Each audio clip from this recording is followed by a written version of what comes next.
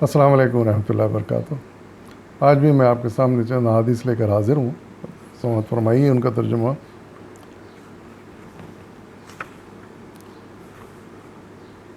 پہلی حدیث ہے یہ قتل کے بارے میں، قتل کا عذاب۔ حدیث نمبر ہے 200/14۔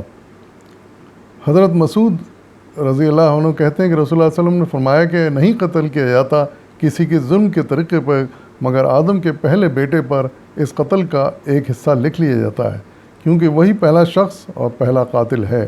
بخاری و مسلم۔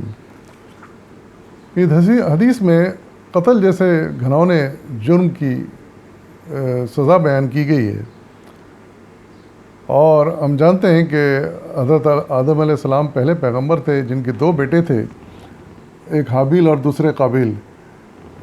تو قابیل جو تھا وہ کچھ نالائق قسم کے بیٹا تھا، اور اس نے غضب میں آ کے اپنے بھائی حابیل کو قتل کر دیا تھا۔ تو ارشاد ہی فرمایا جا رہا ہے اس میں کہ بعد میں جو بھی قتل ہوتے رہے ہیں دنیا میں،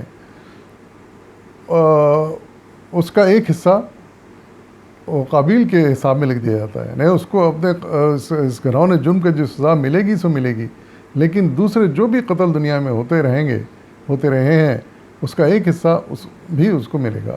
اندازہ لگے کہ شدت، یعنی سزا کی شدت کا۔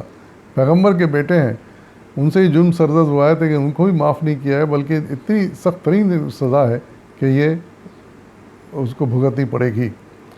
اس سے بات سے اندازہ ہوتا ہے قتل کس قدر بھیانک جرم ہے، جس سے انسان کو ہمیشہ پرہیز کرنا چاہیے، اور کبھی ایسا گھناؤنا کام نہیں کرنا چاہیے کہ ہمیشہ کے لیے جہنم مول لے۔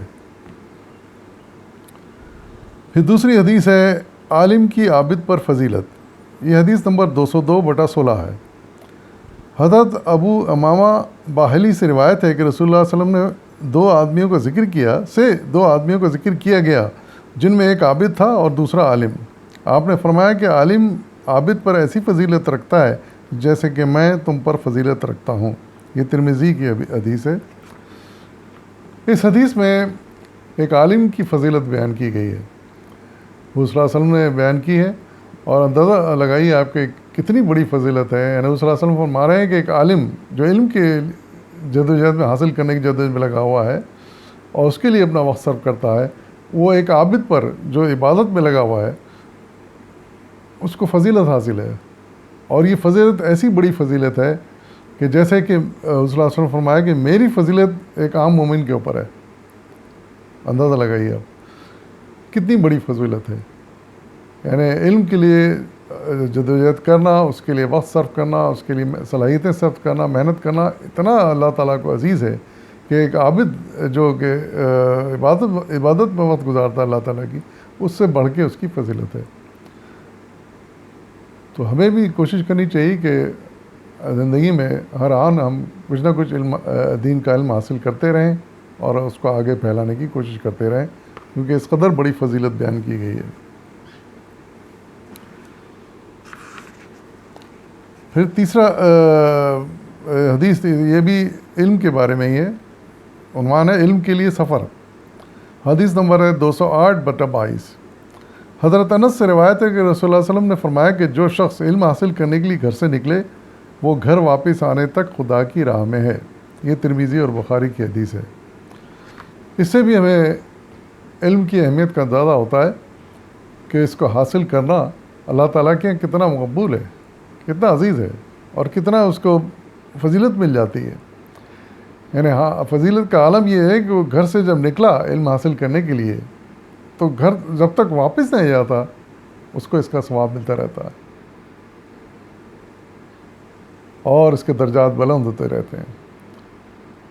وہ چاہے مسجد سفر اس نے چھوٹا کیا ہو، مسجد تک گیا ہو علم حاصل کرنے کے لیے کوئی، یا شہر میں کہیں اور گیا ہو، دوسرے شہر گیا ہو، دوسرے ملک گیا ہو، کہیں بھی جائے وہ جب تک سفر میں ہے گھر واپس نہیں آ جاتا اس کو اس کا ثواب ملتا رہتا ہے۔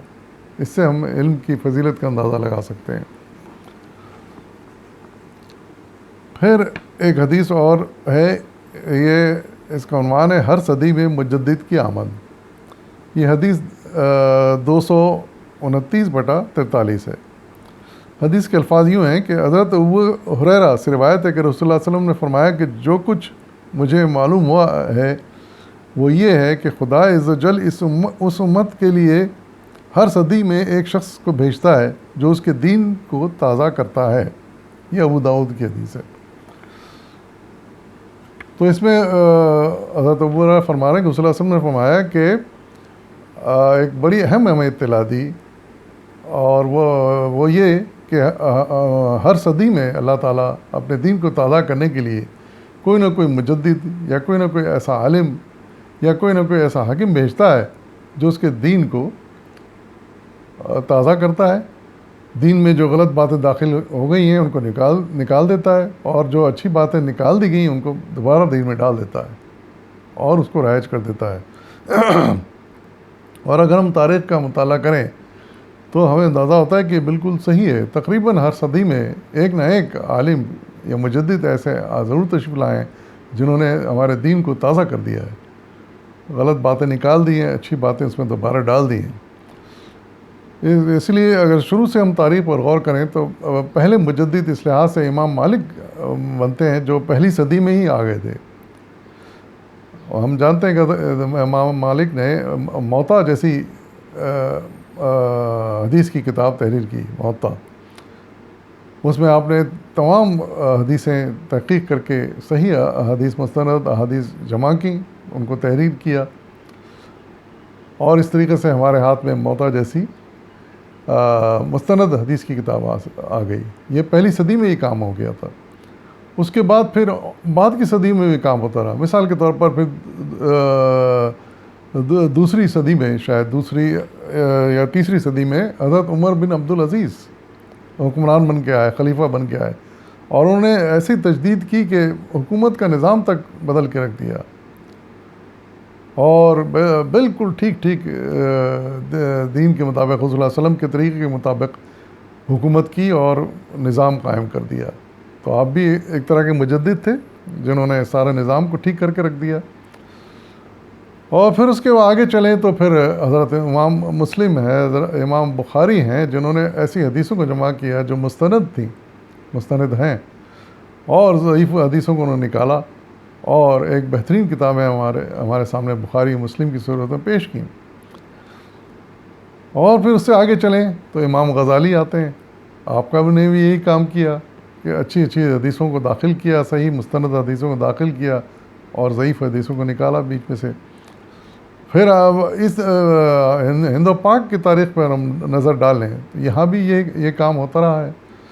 یعنی یہ سمجھیے کہ 19ویں صدی میں حمید الدین فراہی ایک بڑے اچھے عالم گزرے ہیں، آپ نے یہی کام کیا کہ جو غلط باتیں تھیں اس کو دین میں سے نکالا، اور اچھی باتوں کو جو صحیح مستند احادیث تھیں ان کو ڈالا، اور جو غلطیاں کر رہے تھے علماء اس زمانے میں ان کو ٹھیک کیا، اور یہ بڑے بدرجہ تم آپ نے یہ کام انجام دیا، اور اس لحاظ سے ان کا درجہ بھی مجدد سے کم نہیں ہے۔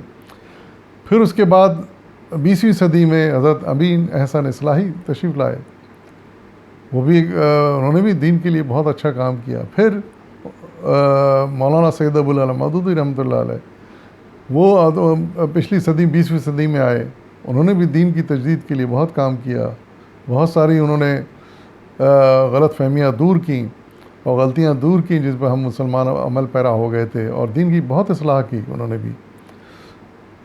اور پھر اس صدی کو اگر ہم دیکھ لیں، اس صدی میں بھی 21ویں صدی کی یعنی ابتدائی میں سے ہم بلکہ اس سے کچھ پہلے ہی وہ آ چکے تھے، لیکن ان کا کام اس صدی کے شروع سے زیادہ آگے چلا، وہ 21ویں صدی میں وہ ہیں جاوید احمد غامدی صاحب۔ آپ بھی ایک بہترین عالم ہیں، آپ نے بھی بڑی محنت کی ہے، اور دین میں ان خرابیوں کو دور کرنے کے لیے انہوں نے ساری زندگی لگا دی ہے۔ انہوں نے تو ایسا محکمہ قائم کر دیا، ادارہ قائم کر دیا ہے اپنے محنت کے ساتھ، جو کہ مستند احادیث کو ہی داخل کرتا ہے اپنی کتابوں میں، اور اس کے اوپر پوری تحقیق کر کے کہ کون سی حدیثیں مستند ہیں، کون سی ضعیف ہیں، ان کو الگ کر دیا انہوں نے، ایک ادارہ انہوں نے قائم کر دیا۔ ضعیف حدیثوں کو الگ کیا، موضوع حدیثوں کو الگ کیا، اور مستند حدیثوں کو جمع کر کے پھر انہیں تحقیق کر کے اس کے اوپر کتابیں نکالی ہیں۔ تو اس طریقے سے ہم تاریخ پر نظر ڈالتے ہیں تو پتہ چلتا ہے ہر دور میں یہ کام ہوتا رہا ہے۔ قرآن تو ہمارے یہاں مستند ہے، اس میں کوئی شک کیا نہیں جا سکتا، نہ اس سے کبھی تبدیلی ہو سکی ہے، نہ ہوگی قیامت تک۔ لیکن حدیثوں کا معاملہ ایسا ہے کہ جس میں بڑی کمی بیشی ہوتی رہی ہے، تو اس کی اصلاح کے لیے اللہ تعالیٰ نے تقریباً ہر صدی میں ایک مجدد، ایک اچھے عالم کو بھیجا ہے جو حق پر کام کرتے ہوئے، مستند کام کرتے ہوئے انہوں نے اصلاح کی ہے، اور تمام مستند حدیثوں کو یکجا کیا ہے، اور ضعیف حدیثوں کو نکال کے انہوں نے ایک بڑا ہی صحیح راستہ اختیار کیا ہے، اور ہمارے لیے ایک صحیح رہنمائی فراہم کی ہے۔ تو ہماری دعا ہے کہ اللہ تعالیٰ ایسے تمام مجددین کو، علماء کو اونچے درجات عطا فرمائے، جنتوں میں اونچا مقام عطا فرمائے، اور ان کے طفیل میں ہم کو بھی دین کو صحیح طور پر سمجھنے اور اس پر عمل کرنے کی توفیق عطا فرمائے۔ وآخر دعوانا الحمد للہ رب العالمین۔